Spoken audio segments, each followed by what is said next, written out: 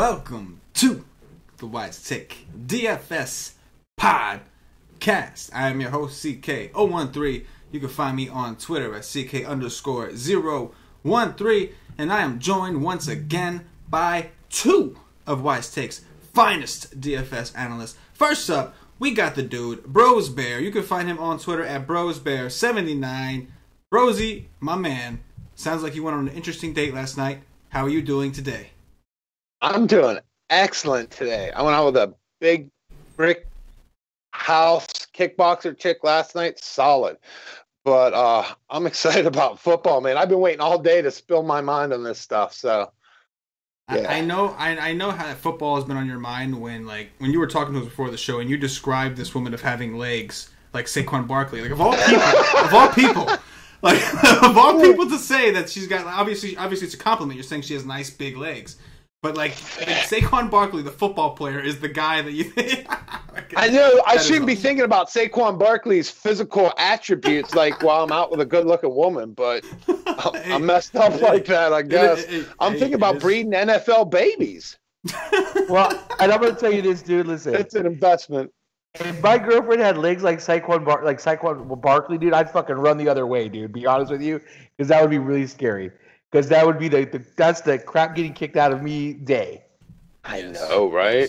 Oh my God, that is some beast stuff. We're also joined, as you can see, by the man, the myth, the legend, Mr. Johnny the Greek, better known across the nation as Johnny the Freak. You can find him on Twitter at GDaddy80. Johnny, my man, how you doing?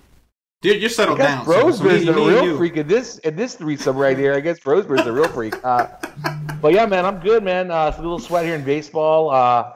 And dived into some football for tomorrow. You know, we had a great, turnout last week. We did really well in preseason last week. If you followed the picks on the show, even though we didn't have a ton of information, actually the stuff I talked about, even those games I wasn't sure about, I just gave you plays. They all actually came through. So it was a really good day for the nation. I know a lot of our members made a lot of money. I did pretty well. I know Bros did well as well. So it was a great week last week, and we're going to continue to get this thing rolling, man, and make some more money for everybody. I'm with it, man. I'm with it. I just can't stop laughing at the fact that this man just compared like Saquon Barkley, like he's got legs like Saquon Barkley. Oh man, good to have you on this side, bro. It's nice to have you on these shows. I tell you what. I agree. I'm excited about it. Yes. In a couple of weeks, you might be in for a rude awakening. Let's just say that. Yeah, I'll be very upset if she resembles more Saquon Barkley in other reasons. That's for sure. Yeah. I'll make sure I give it now. I'll keep it clean for now. You have to come to the live stream to get to that point. I can't imagine. At this point, I don't even know. Like having bros on a live stream, we might get kicked off YouTube or something at that point. Man. We'll try. That's the day that we really have bad technical difficulties. You know. Like the government's like censoring us, like, man. It's something. Yeah. Oh, absolutely. Anyway, guys, we're here to talk some NFL preseason for Week 3. We're here to talk about Friday, August 24th, 2018's NFL preseason slate, man. I thought it was a lot of fun. This is the first year we decided to do preseason podcast. But you know what? The preseason don't get no love. Like, there's so many people out there like us who love football, and we don't want to wait for Week 1 to play football. We want to try to play football now. And there's also a little bit of an edge. I think we can all agree. If you can find the gold, find the information, figure out the coaching tendencies, there's a big edge because a lot of people are going to go out there and play the guys they know, and that's not always the right move in an NFL preseason. So a lot of edge, not a lot of people out there doing it. We decided let's go ahead and do this. Plus, we like to have a good time, man. We like to bring Brosey and Johnny on here, and I like to just kick it with them, have ourselves a good old time. So let's dive right in. First of all, before we even hit the games, what I want to ask you guys is tell the nation a little bit about Week 3 and how Week 3 is a little bit different from Weeks 1 and 2 in the NFL preseason. Obviously, it's known as the final dress rehearsal, so to speak. We know in Week 4 it's all about making cuts, so they literally only play like pretty much the guys that are on the verge of getting cut, or maybe just didn't have enough time to get some work in the offseason while they were analyzing the other guys who were getting their work in. So, Brosy, I'm going to start with you, man. In your experience, Week 3, how does Week 3 differ from Weeks 1, 2, and even 4? Week 3, this is what's got me all amped up today, is because we are going to see, for the most part, a lot of team starters play in the first half. So we can jump in a little bit to breaking down matchups and whatnot of the starters, get a little sense of what's going to happen. And at the same time, like, one thing to remember that I really like about week 3 is the offense has the advantage because the defenses are going to run it vanilla. You don't in preseason, you don't game plan against the other team's stars or studs. You're game planning your own team's guys, what you want to focus on. So the offense definitely has an advantage. So if you find a team with a high-powered offense going up against a defense with not a lot of talent, you can really take advantage of it. I like it, man. I like it. I like where you're coming from. Johnny, what about you, man? What do you have to say? Week 3 in comparison to weeks 1, 2, and 4. Yeah, so it's kind of weird that DraftKings calls week 4 the dress rehearsal because it's the week before the NFL, and that's where all the money's at. But that's one of the worst weeks in preseason. This is the best week. This is where you're going to get the best look at a team, and you're going to get, as BroseBear said, about a half, maybe even 3/4 of most of the starters, unless there's some injuries. And I have some on my list we'll talk about, and some guys I know aren't going to play. But yeah, this is the best time for them. There's going to be some some quarterbacks that aren't going to get there, that aren't going to play a whole half. They might play a quarter, maybe a quarter and a half. And we just don't know that information exactly. A lot of this is still speculation, but unless we've had complete word. So we do have that. And there are, again, some injuries and some guys that have been out for most of the preseason that are healthy now, but probably won't get a lot of action this week. So this is a great week to make money, again, because there's a lot of certain situations that are still really, really polluted. Fields like running backfields are really polluted. There's just too many guys there, too many wide receivers. So we got to kind of avoid those landmines today. That's the key. So we're going to try to point you guys in the right direction on what games to kind of attack and what positions to attack at those games, and do the best we can to make you all the money. Boom. I like it. Our social media guy, Wisco, just informed me that I had preseason spelled wrong. I still have it spelled wrong. Holy shit. On the bar here, so give me a second to fix that. There we go. Wisco. Shout out to Wisco DFS for paying attention. Appreciate you, brother. I got everything spelled wrong. I know, bros. That's why I don't let you touch the production stuff. That's why bros ain't allowed near the production stuff. Anyway, guys, let's go ahead and get things started with the New England Patriots visiting the Carolina Panthers. Vegas has this total at about 45. Carolina -1.5 at home. Brosy McBrogelson, start us off with some analysis. From a football perspective, what are your thoughts? Obviously, I know, listen, one thing everybody has to understand, we're doing this podcast the night before. We don't have a lot of information yet. Tomorrow is when we start digging on the beats and start figuring out what's going on, who's going to play what. Right now, Bros is going to give you his best analysis and go off the information that he's heard. With that said, Brosy, take it away, my man. Hey, that's exactly it. You got to come to the Wise Take to get the info tomorrow. So conflicting stuff here. But last year, Cam Newton came into Gillette Stadium and lit them up. He shredded the Patriots defense.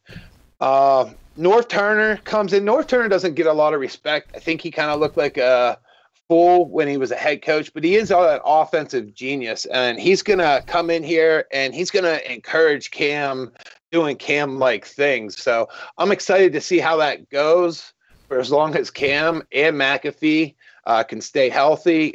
25 to 30 touches for McAfee, they're saying this year. Like, he's a little white dude. He's going to get killed. Like, yeah, his dad was a tough guy, but you're not running the ball through the trenches with all those big beasts. And Carolina's offensive line is beat up. They're missing 3 starters. That's going to hurt. They do get Taylor Mauton back. This guy could be an all-pro stud tackle. So I'll be watching offensive linemen. I'm a freak like that. Bill Belichick has come out and flat out said they're going to run basic blitzes. They're going to run basic coverages tomorrow. Tom Brady came out and said, hey, I feel rusty. I want to play. Look in, wait to see till tomorrow. Check with Johnny. I don't know how much Brady's going to play. Maybe he plays a lot again. But some crazy stuff. So like we said, all preseason, the Patriots wide receivers have looked rough. What's going on there? Like they cut Malcolm Mitchell. They just got rid of Kenny Britt. And I heard somebody say, oh, they're going to bring in Des Bryant. No, they're not. And here's why they're not. Here's why they cut Mitchell, and Britt. Like, the Patriots receivers got to be able to line up as the number one in the slot. They want their receivers moving all over the place. That's part of what they do. And that's how they're going to survive until Edelman comes back in week 5. They're going to do a lot of trickery. They're going to have men in motion, different formations, shifting. I think they had 3 running backs with over 50 receptions last year. I might be wrong on that, but I don't think I am. And that's insane. And then they got the experiment. I got to look. Cordell Patterson, that could turn into something. That's another reason Des Bryant isn't going to come in. Like, you got enough experimenting going on with Cordell Patterson. That could be something sneaky to look for. I don't know. But maybe this is the year Patriots fall off with everything going on and Edelman not come back till 5. But the Patriots got a good O-line when everybody's healthy. They got some young guys looking good in there, and their defense is pretty damn good. So I think they'll be able to sneak by okay. And I think this game has potential to light it up tomorrow. The writing's on the wall for it. We'll have to wait and see, but I think this is a very interesting game tomorrow. I like it, bros. Dig the analysis, man. I mean, Vegas seems to be in agreement. From what I see, that total's gone up 245 from 42.5. So it is trending that way. Also, Carolina initially opened up as a 2.5-point favorite. They're now down to -1.5. We'll see if we hear any news and try to figure out why that is. Johnny, from a DFS perspective, what do you see in this game? Yeah, so looking at this game, we'll start with the Patriots side here. Tom Brady should play at least a half, maybe more tomorrow.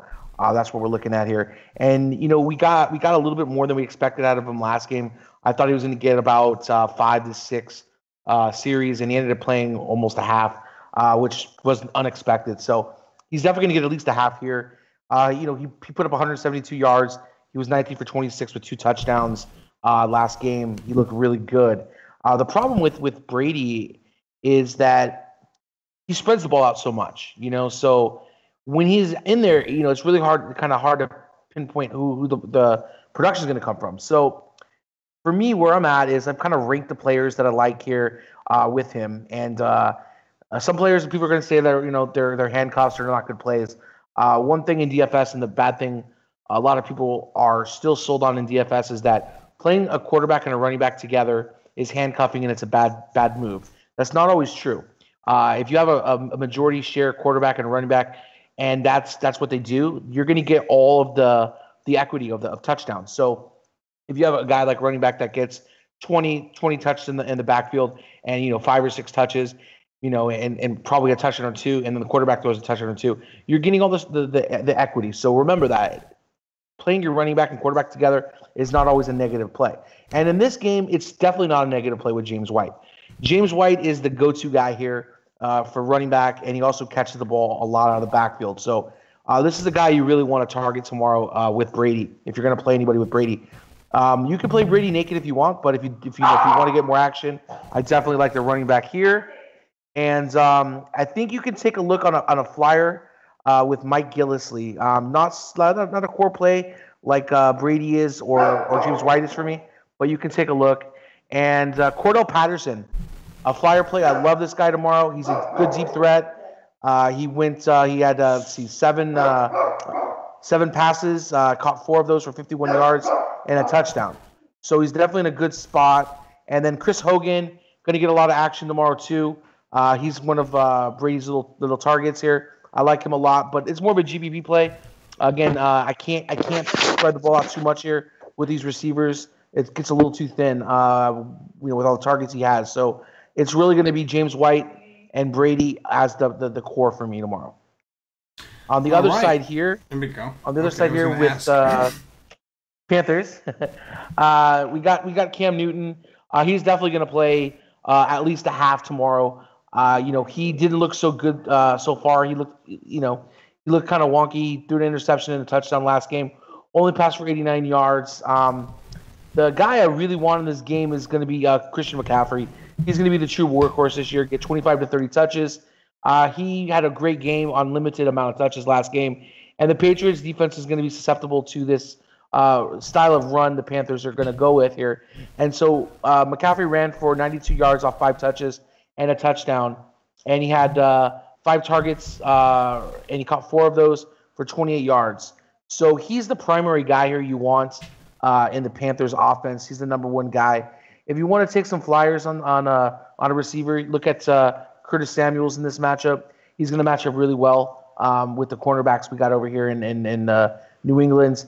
And the last guy is going to be Ian Thomas. BroseBear talked about this guy a lot last week. I talked about him a little bit. But this guy's a beast, tight end for them. He caught 2 passes, 2 attempts, 35 yards, and a touchdown. He's got great hands. He's just a big, big target. And you know how the Panthers love to use the tight end. So this is a great spot for him. So he's the only core tight end I have in my player pool as of right now. So I definitely like him a lot. So the 2 guys from the Panthers that I'm really looking at, Christian McCaffrey and Ian Thomas. Everything else is our GVPs or flyers. Man, when you said Ian Thomas, I thought I heard like wood hit the desk. Like, you know what I mean? I thought it was coming from Brose. I just kind of figured he had a little happy look on his face. I was like, oh, I think Brose just got excited there. Good job, guys, with really good analysis, man. I think that's I think really that was I think he hit the wood when he was thinking about Barkley's legs again. I can't get it out of my head, man. Hey, real quick, little nugget.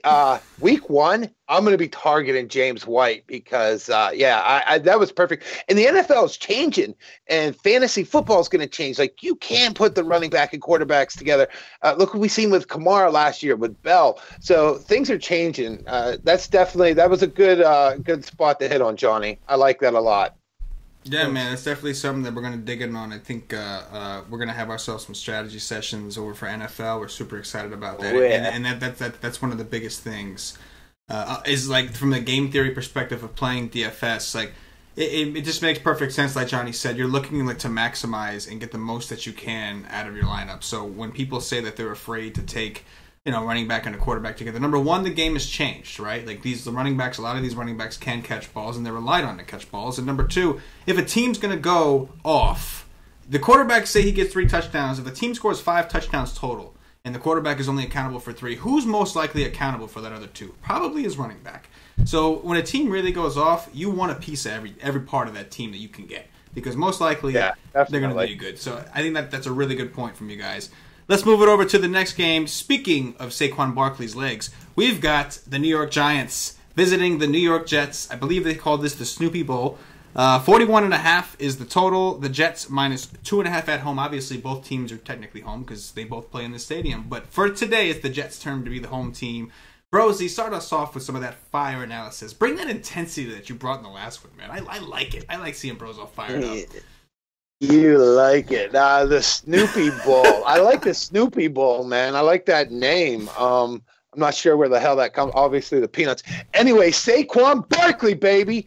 His sweet ass is not going to be on the field, I don't think. So we might see a lot of Gallman, but I won't get into that too much. So the Giants last year were a mess, and I blame that on Bull-like lookalike Ben McAdookie. Like, that dude just messed up everything in Giants land. So I think the O-line could improve a little bit. They looked a lot better. Webb looked good last week, which was much different from week 1. He looked like dog dirt, which I think he is, but he looked pretty good last week. I doubt we'll see Eli Manning. I don't know how much I'll be looking at the offense, maybe Wayne Gellman.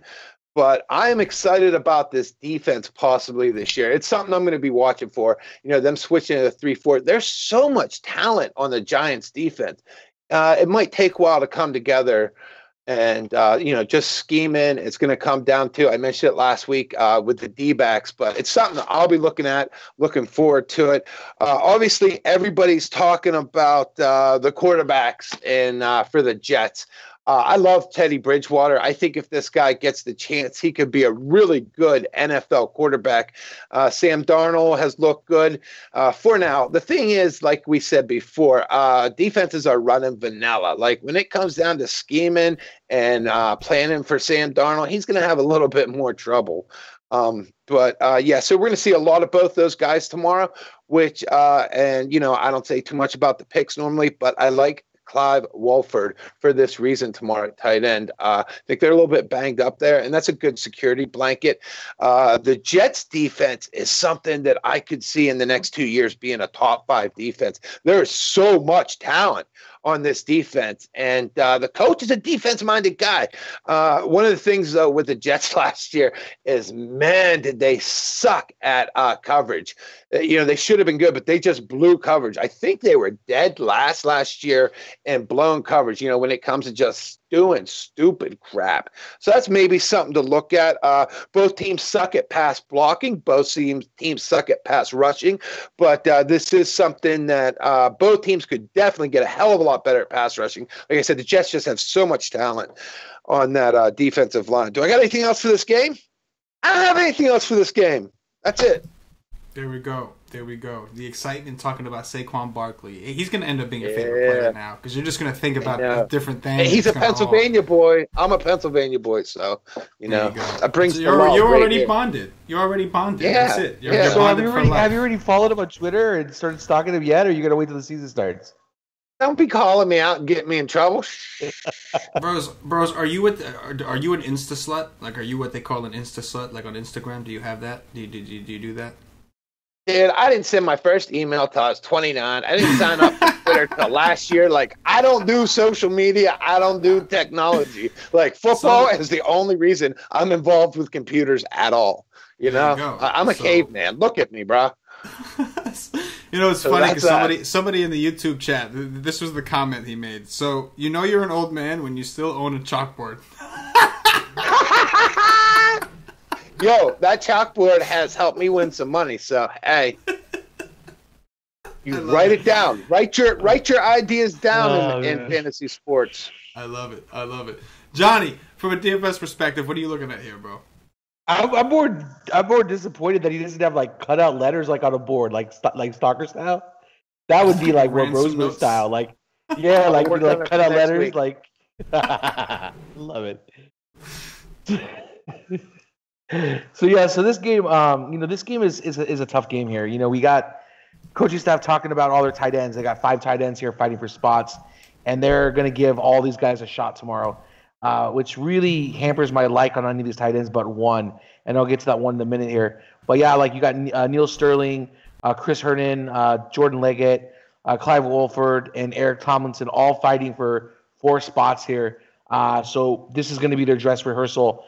Coach already said that he wants to limit it, narrow it down here. So they're all going to get a lot of action here. So it's all going to be split time.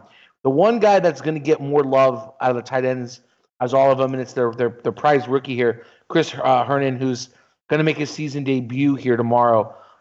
He is the guy that they really want. He's definitely making the team here, but they want to see what they got in him.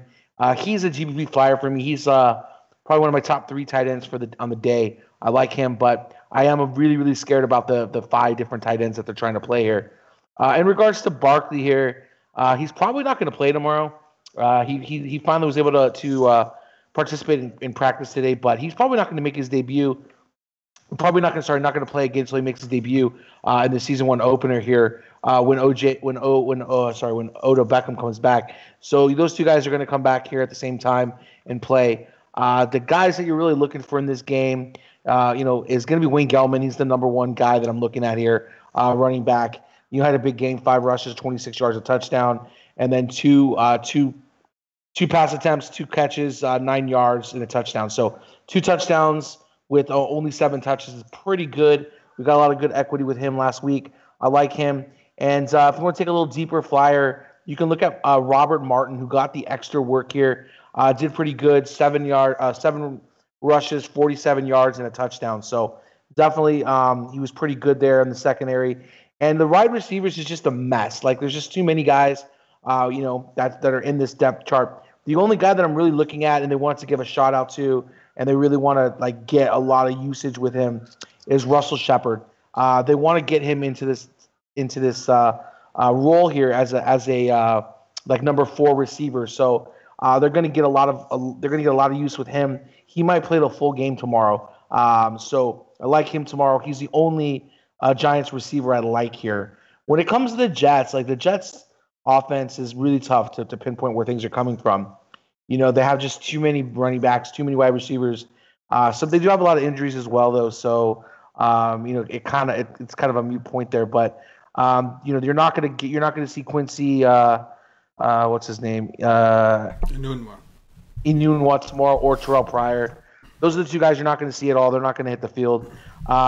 So yeah, don't try to play one of those guys because you'll get a 0. The guys I'm targeting here, it's going to be George Atkinson the third.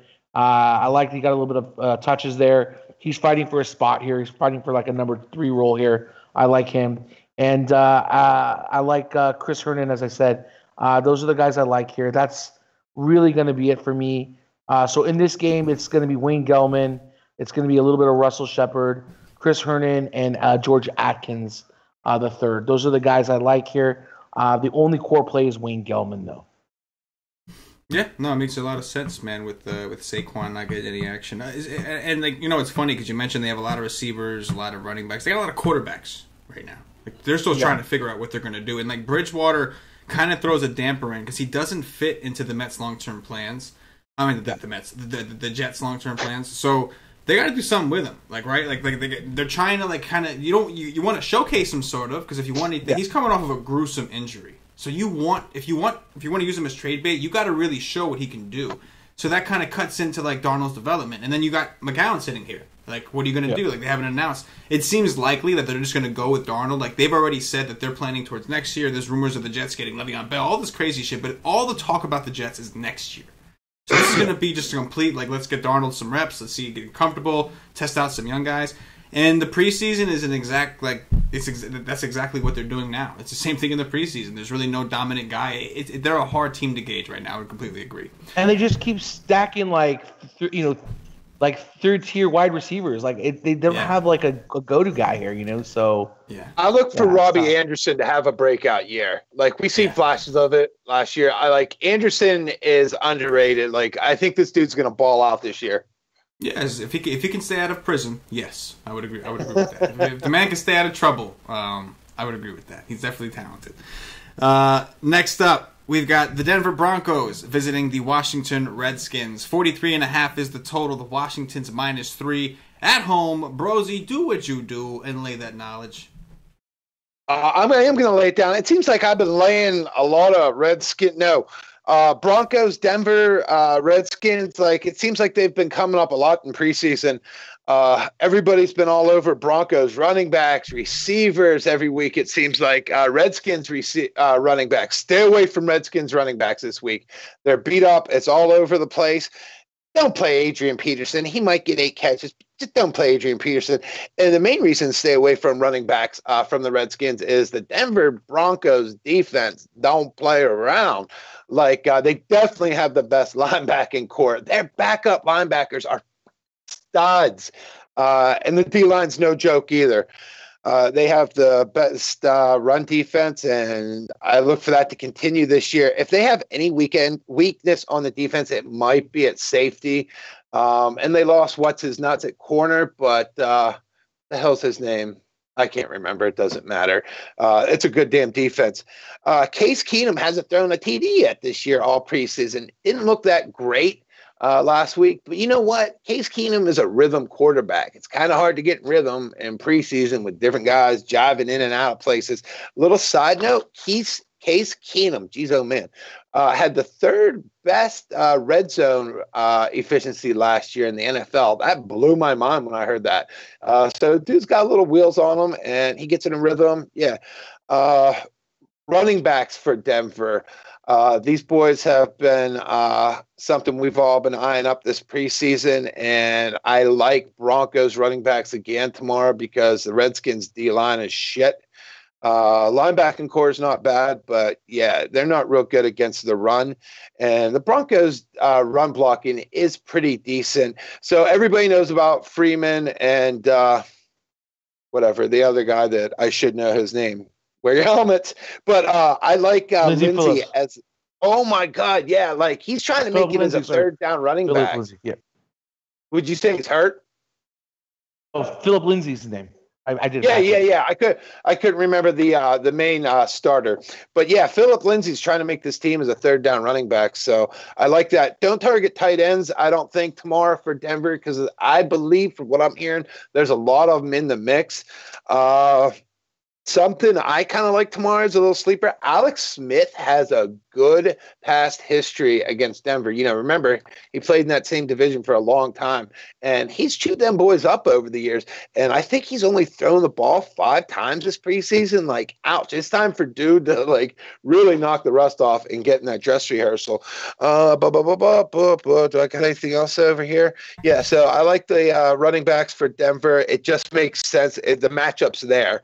Any way you look at it. And maybe if you want to get sneaky, look at Alex Smith tomorrow. So he's going to get the work, and he has owned Denver. He knows Denver's defense. That's my take on shit.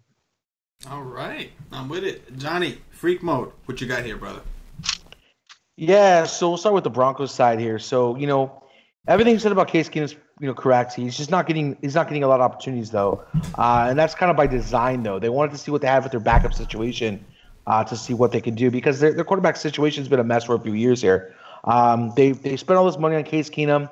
He's gonna play a half tomorrow. We're gonna see some action out of him, but this is not a passing team. Let's be realistic. This is a run first, pass second team. Royce Freeman is probably going to steal this starting job at one point in this year. If it's not going to be in the beginning of the year, it will be by the end of the year. He will be the number one running back in this team. And then you got Philip Lindsay, who's fighting for to become third string here. Real talented guy. I used to play him in college all the time when I was able to play college DFS, but love that. And when it comes to the wide receivers, as you said, it is a big mess, but we're going to see some starters here. We got a couple guys that they want to take a look at, get a little bit more exposure to in this game. If you want to go to a receiver here, it's a GPP play only, and it's going to be Emmanuel Sanders. He's getting work. He's getting targets. He's got 7 targets last game. He only caught 3 for 27 yards, but 7 targets in the preseason is a lot. So if you tell me that I'm going to get any receiver on this slate is going to get 7 targets, I'm going to play them tomorrow. So I love that. So you want to go ahead and lock Sanders in. And, you got guys like Tim Patrick. They love Tim Patrick here. He's a flyer wide receiver play. They're getting him some work in. They want him to be, a top 3 here. So I think you could take a look at him more in a flyer or more in a deeper GBP field. And then Cortland Sutton is another guy you want to take a look at. I really like him here as a flyer. If you're going to play a couple GBPs, I would definitely throw a lineup in with him and like him a lot as a flyer. And then when we get down to the Redskins, Alex Smith, it's fine that what you said about Alex Smith, but who's he going to throw the ball to? That's the problem here. You got Chris Thompson's out. He's hurt. You have Jordan Reed. He's hurt. He's out. You got P. Ryan. He's out. You just got their whole receiving core is out. The only guy that you have here that has any sustainability, and it's a position that Smith is very comfortable with, and it's a tight end, and it's Vernon Davis. Vernon Davis is the only receiver I would want to touch in this whole Redskins lineup. He's not a receiver, he's a tight end, but he's the only pass catcher I'd really want. And, I would go there. And the other guy I would look at in this game is Capri Bibbs. He had a pretty good game. He's being used in the backfield and as a receiver. So, he got 7 touches, which is okay. But again, you're not going to see any other running back ahead of him this week. So he's going to be the primary ball handler. He should probably get 15 touches between receptions and runs, so with rushes and passes. So I definitely think he's a good option. More of a GBP play, but I definitely think he's in play. That's really it for me. I really don't have a lot of exposure to the Redskins. I just don't know where the production is going to come from with all the injuries they have, besides the 2 guys I mentioned. Boom, boom, boom. All right, let's move it on to our next game, which is Seattle at Minnesota. Total here is 39.5. Minnesota minus 3.5 at home. Brosey McBroselson, give us some of that bros lay down. All right, first of all, don't listen to a damn thing Pete Carroll says. This dude lies. I don't know if he's just a pathological liar when he's up there talking on that podium, or if dude's just ape shit crazy and changed his mind, go with the flow, whatever. But don't trust what Pete Carroll says. I feel bad for Wilson. This dude is a good quarterback. He doesn't just have wheels. He's a good quarterback. And this team they didn't got nothing, man. The offensive line was horrible last year. The only thing they might get a little bit better, like offensive line is the one thing in sports above any other position in any sport where experience can cover up crap talent. And what I mean by that is when an offensive line plays together for a couple years, they learn each other's weaknesses, how to help each other out, the scheming. Like people say offensive line, big dumb. Yeah, your offensive line are some of the smartest guys on that field. Like, it's no joke what's going on in them trenches. So that could help them out a little bit, but the talent still sucks, man. Also, receiver. Like, they signed Jerron Brown, and I could see him maybe trying to step in and solidifying that number 2. I mean, what's Tyler Lockett sucks. He's dog shit. But it's not a good matchup tomorrow. Like, the Vikings are deep with talent on defense. This is the best defense in the NFL. Any way you look at it. And they just signed that dude from Cincy, Okalo, whatever the hell his name is. And they got inside linebacker Eric Wilson. He's a backup. Plays weak side linebacker. He was undrafted free agent last year out of Cincinnati. He's a backup, but this dude has looked good in preseason. And I watch shit like that. But man, I don't like this game tomorrow. Like, everything just sucks about Seattle. They are horrible against defending the slot. So maybe look for slot receivers, which doesn't say much because I think Thielen and Diggs are both going to play slot. Who's the third dude? Treadwell? He's not a slot, though. Yeah, it's just a complete mismatch. I don't see anything I want to mess with. Running backs possibly for Minnesota.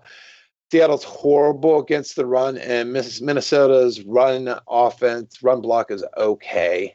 So yeah, they're more set up for pass blocking, but it's total mismatch. Like, if this is a regular season game, if Wilson got hurt, like, Seattle's a 3-4 team win at best. If I was gambling this year, like, I think the over under on Seattle for wins is 7.5.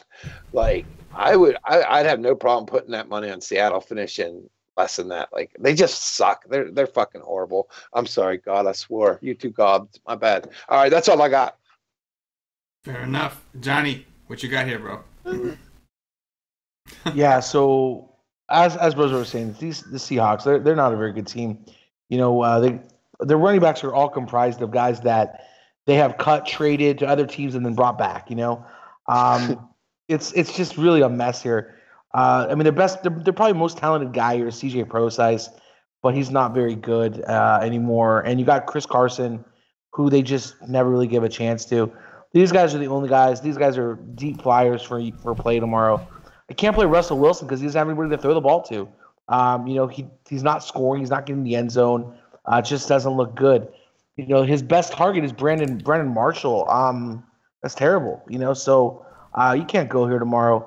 The one guy I think you could take a deep flyer on is going to be Mike Davis. But it's not anything I like. Like, I love. I have to play. But Seattle's like a wash off for me.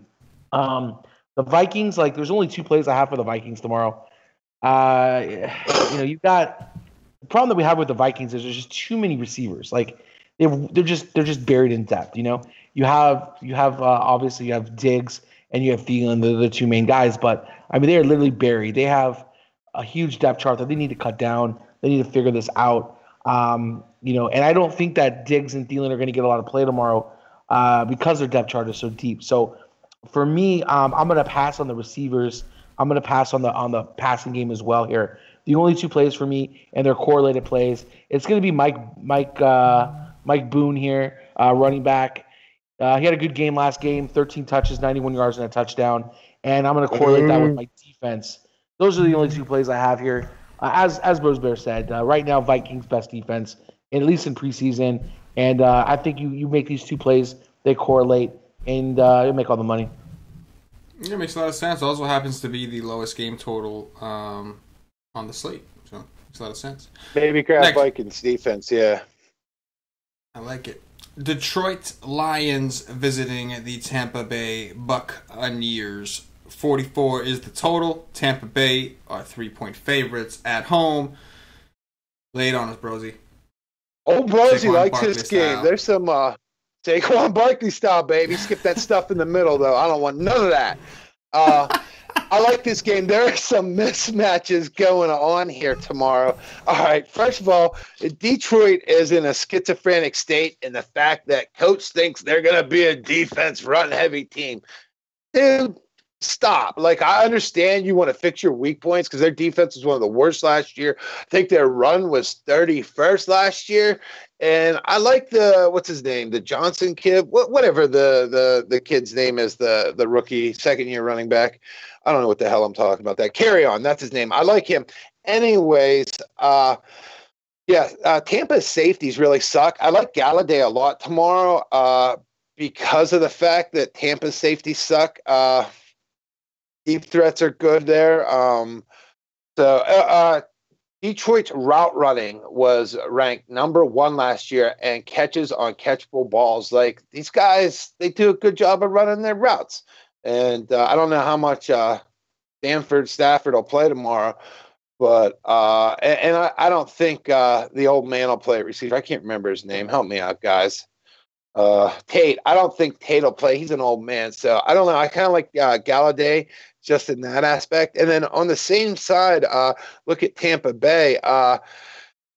Detroit's corners are not good. Their linebackers are horrible. This is the worst line. Detroit linebacking core is the worst in the NFL, hands down. And that's why your defense isn't going to be any good, bro. Like, it's just not going to happen, coach.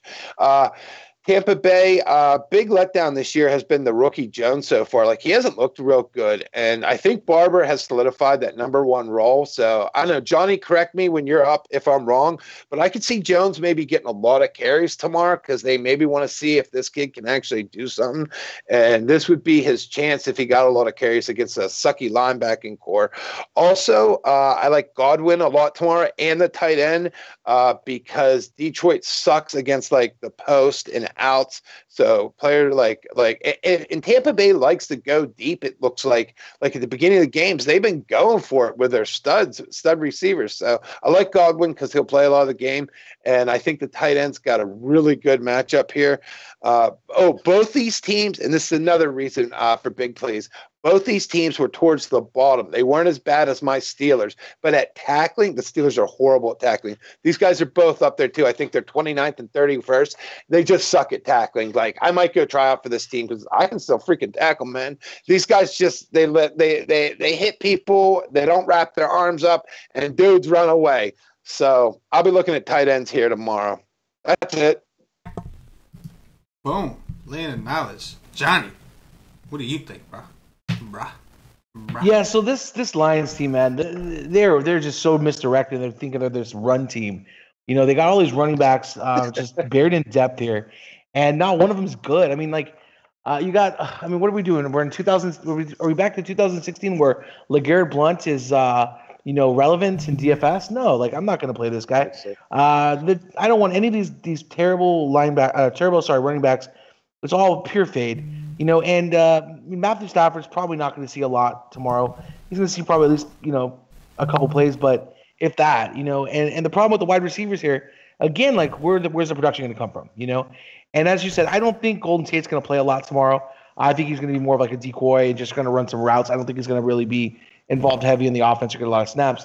Marvin Jones is probably going to be the guy that's going to get the most work out of the starters, but the only guy I'm really interested in here is going to be Fear Reddick, wide receiver here, a young guy. He had 3 targets, caught them all 3 for 50 yards. He's the only guy I'm interested in the Lions here. Completely. I don't really have a lot of other plays here on the Lions. And on the other side here with the Bucks, it's Justice Winslow. I think he's in play tomorrow. He's a core play for me tomorrow. He had a great last game out there. I think he's going to be able to torch this defense tomorrow.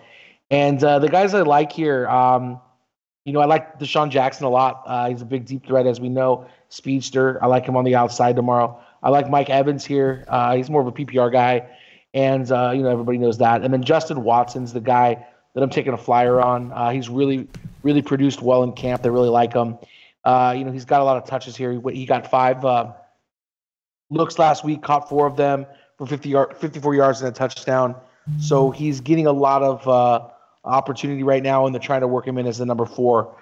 So they're going to give him extra reps there. It's really it for me. You asked me a question about Barber about Jones and Barber. Barber's the guy. He's going to start. Jones is going to probably be like the number 2. And if he doesn't fix whatever, his little camp issues that he's got going on, he might be dropped down to the number 3 in the depth chart. We'll see how that goes. Yes, we will. Yes, we will. Last game on the what you got? What you got, Brosy? Go ahead. So Johnny was talking back 2016, and maybe I think there's some confusion here. I want to clear it up. Justice Winslow, are you talking about the other Garrett? It was Garrett Blunt. Garrett Blunt. Garrett Blunt, but yeah, did you say Justice Winslow? And I think you meant damn it. I'm confused here. I'm looking for the tight end. Not Brait, but the guy, O.J. Howard. Is that who you meant to say? Because I want to clear that up because that was something I was thinking about. No. It's Garrett Blunt. He's running back for Detroit. He's terrible. Right. All right, never mind. We're talking about different things. Forget it. We'll move on. Justice so Winslow, funny. wasn't he a tight end that played for Tampa Bay and then went to the Jets and sucked? Am I talking crazy horse here? Yeah, but I'm talking Justin Winston. Go ahead. Who are you talking about? Justice Winston is a quarterback, man. Jameis Winston. Jameis Winston? Oh, okay. I knew there was. I was like looking at players. I'm like, I'm missing something. All right. That's cool. my bad. Jameis Winston. All right, cool. You had me all kinds confused, bro. Like I about had a freaking stroke. All right, cool. Isn't Winslow the one who's like? He was the terrible guy. His dad was like a really good tight end. Yeah. And he's in jail now. He's in trouble right now for some crazy shit, right? Like a good tight end, and he was legit. His dad was really good. He was legit. He used to be a Browns tight end, and then he got a big mouth and got traded everywhere. Yeah, and then he started trying to I think he's in San Diego jails or some shit like that. Think of O.J. Howard and O.J. Howard and Tate tomorrow as tight ends for Tampa Bay. I mean, O.J. Howard's like the security blanket there, but I don't think he's very good at catching. What about Brait? Brait's okay, and they just don't like to give him the ball. You know what I mean? Yeah, no, I agree. I was curious if you could see them getting targets tomorrow. It's just on a matchup level. I like it if the targets could be. But you're right. Brait doesn't get it. When you saw Fitzpatrick in there, when Fitzpatrick was in there, Brait would get the ball. Right. Well, the main issue is that they last year, the year before, Brait had a great year. If you remember, he had an awesome year. The problem last year is they like this O.J. Howard kid, they're just trying to get him worked in. That's the issue. Brait took a big back seat. Howard got a lot of the reps last year. He cut way into Brait's snaps. He has the talent. Howard does. Yeah. Yeah, they like him. They obviously like him because Brait had a good year. There's no reason not to. Right. Exactly. Yeah, run a double tight end set. Shit, man. They got all kinds of receiving core down there. All right, I'm done babbling. Move up. Oh, goody. We got one more game, the late night hammer. We've got the Green Bay Packers visiting the Oakland Raiders. Total here is 40.5. 40.5 it is. Oakland -6. At home, bros. Let's end this on a good note, brah. What do you got here? All right. I would really, really like to end this on a good note. This game could have been, maybe still could be, my favorite game. These teams match up very similar, and it's mismatches, but I doubt Aaron Rodgers. I think I heard most of the Packers starters aren't going to play, and I've heard conflicting stuff on Oakland. Have to tune into the Wise Take Nation tomorrow to find out about that. Both these teams are decent at pass blocking. Both of them are very good at stopping the run. They both really suck at covering wide receivers. This could be, if this is a regular season game, I'd be all over this crap because people be going down the field with balls in their hands, stepping over the white line and getting a touchdown. So maybe look out for the backup quarterbacks. Tomorrow, we all in preseason, we like the quarterbacks that can also run. A little side note on Kaiser, though, had the worst red zone rating last year. Dude just sucked. Both offensive lines are good.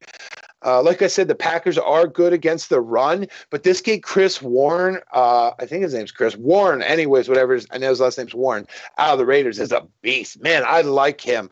But maybe we'll see him a bit tomorrow. But this should be a big scoring in the pass game. We got all these wide receivers for Green Bay. We're not even talking about the starters like Adams and Cobb, like these four young kids. Komaru has come on strong lately. St. Brown, I think, has the most talent out of all these guys, and Scatling has put up a big games. And then I forget the last guy's name. He's going to be a good slot receiver. Ward, I can't remember what the hell his name is, but yeah, maybe see what's going on here tomorrow. Matchup wise, this could be a high scoring game, just with yeah. That's all I got. Move it along. Boom. That's how it's done, son. Johnny, what do you got here? Yeah, so I'll just try to go through this game without butchering any names or writing the wrong name down or whatever. But yeah, man, this one is this Raiders, man. As BroseBear said, like you don't know what they're going to do tomorrow. There's not a lot of information out there, but I can tell you this that this Chris Warren the third. He's legit. You want to get this guy in your lineups tomorrow. Yeah. He's a core play tomorrow. 18 attempts, 110 yards, a touchdown. Had one look in the passing game, caught it for 7 yards. So this is a guy you got to lock him in. 18 touches is a lot, and 110 yards is pretty good in preseason. So we definitely want to look at that. And he's the only guy I have on the Raiders, the only interested play for me. And then on the Packers side, it's not going to be Aaron Rodgers. It's going to be Kaiser. Had a good game. Anytime a quarterback's going to put up 2 touchdowns in a game here in preseason, we want to take a look at him. He's not a core play for me. He's definitely a GPP play, but I like him tomorrow. And Jake Kumaro. This is the Packers' new answer to Jake. What's his name? Jake Junis? Jordy Nelson? No, Jake Junis. The pitcher for the Kansas Not City Jake Royals. Junis. No. I did it again. What's his name? Janice. Yeah, I'll cut you a break, Johnny, real quick. I'll cut you a break because we're all assholes because we're sitting here talking about Kellen Winslow and calling him Justice Winslow, who is a basketball player for the Miami Heat. So apparently it's still our preseason too, and we just can't get a goddamn name right. We're so in tune to DFS. We don't know what the hell is going on in the real world. We only see last names. DFS is all that matters. You look at DraftKings and you see last names. First names mean nothing. And it's even worse when you read like the scouting reports on them. It's like the last name, and then there's like 6 guys with the same last name, the same right. On the depth chart. It's terrible. It's bad, but yeah, it's my bad. It's what it is. So I like Kaiser here. That's really it. I like this Jake Kumaro. He's a good player. He's kind of skinny, fast white kid. Definitely good guy. He's taking over that role we talked about, and he's been big in the preseason. 3 targets, 3 receptions, 114 yards, touchdown last game. That's pretty good. And he's going to get a lot of work because they want to see what they got in him. And he's going to be the number 3 here. So he's fighting for that depth. So definitely take a look at these guys. And you know what? We might mess some names up, but I'm going to tell you all these picks are legit, bro. Like we made all the money last week. Tomorrow's going to be off the hook on the nation. Like you and I seem to be on the same page tonight for what we're saying, and that tells me that's a good thing. And we get more info coming in tomorrow. And I agree. Like I think a couple Green Bay receivers, these young guys, could definitely go off tomorrow matchup wise. Sorry, I didn't mean to steal. I'm just excited we're agreeing on stuff. Oh yeah, I'm done, man. That was it. I'm done. I'm digging it. That's going to do it for the game-by-game breakdown. Don't forget, guys, come check us out tomorrow. Johnny and Bros will have some support over at the Wise Take Nation. Articles, chat, all that good shit. Of course, if you really want to get down on the community, on the actual chat, you're going to have to sign up for either the NFL Season Pass or just get yourself an All Sports monthly package or higher. Get access to our Slack chat. We do offer week passes. We have a 5-day pass for NFL. We have day passes for MLB. We have all that good shit, but that's just trial stuff. If you want to try it out, get the content, absolutely. It's totally worth it. But if you want to be a full-fledged member of the Wise Take Nation, which I'm sure you do, you're going to want to go to wisetake.com and, like I said, get yourself a monthly pass or higher. Get access to our Slack chat because that's where the real dirty of the community goes down. And obviously, Bros is going to be in there all night helping guys out. So is Johnny. We got articles. We have all that good shit. Preseason coverage. Let's do it, man. This was a lot of fun. Before we get out of here, though, I'm not going to let you guys off that easy. We are going to do we're going to do top 2s. It's NFL, And I want to narrow down the pool. So in baseball, we do top threes. That's because there's like a million hitters. In the NFL, we're going to do things a little bit differently here. So we're going to do a top two at each position. Brosy, I'm starting with you, man. Who are your top two quarterbacks tomorrow? All right, top two quarterbacks tomorrow. All right, so I think I'm going to go with Cam Newton just because of the wheels and what he did last year. And then this is a sneaky GPP play. I'm going to be messing around with a little bit of Alex Smith. Like I said, that's GPP flyer only. Like, don't put that in your cash lineup. Boom. Johnny the Greek, who are your top two QBs tomorrow, brah? Well, since Price isn't anything in the preseason here, you got to play Tom Brady tomorrow. There's no reason not to. And the next guy is going to be, let's get this name right this time, Jameis Winston. We're going to go there. Is Jameis Winston playing tomorrow? Because I was wondering about that, and you're totally right. That's an awesome play if he is. Yeah, he's playing. Cool. There you go. Top two running backs, Brosy. All right, I'm gonna skip the little white boy from the Panthers because I think that's a pretty obvious play for tomorrow. So I'm gonna be all up on Chris Warren, and I think James White is gonna have to come out tomorrow and put some stuff up. Like, James White is a safe play tomorrow, and I just really like Chris Warren. Like, it might not be the safest play. This kid is a freaking beast. Like, he's gonna be a stud. He will be a stud. Like it, Johnny. What about you, man? Since you took those two, I'm going to leave those ones alone and give a couple more mentions here so we get some more plays for these guys.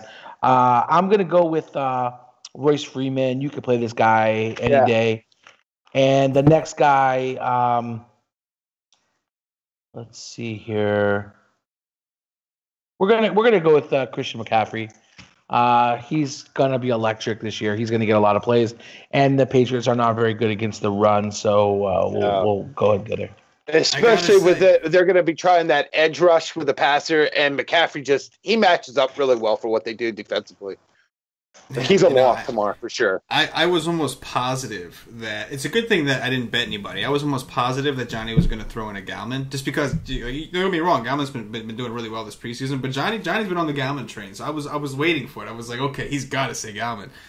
And I like him a little bit. I like him, but I mean, like, you're gonna get a guy that's going to get 10 touches. That's like the focal point of the offense. It's tough to pass on him, you know. I think tomorrow it's been different each week, but I think tomorrow is like put a running back in your flex. Like, from what I'm seeing, like, that's the way to go tomorrow. Yeah, I've been flexing every preseason game. I've been flexing with running backs. Yeah, same here. It's the safest bet to do. I mean, honestly, man, we will talk about it on the strategy session when we get a little closer to week one. But even in regular season DFS, like, be smart with your flex. Like, taking the running back is usually the way to go. They're just a little bit less variance. They're guys that get the ball a lot. Receivers you can get 20 targets in a game, but if you only catch one, you ain't putting up nothing. A running back, if he touches that ball X amount of times, there's a good chance he's going to get you some positive points. So that's something we'll discuss on the strategy especially session. on a full PPR site like DraftKings.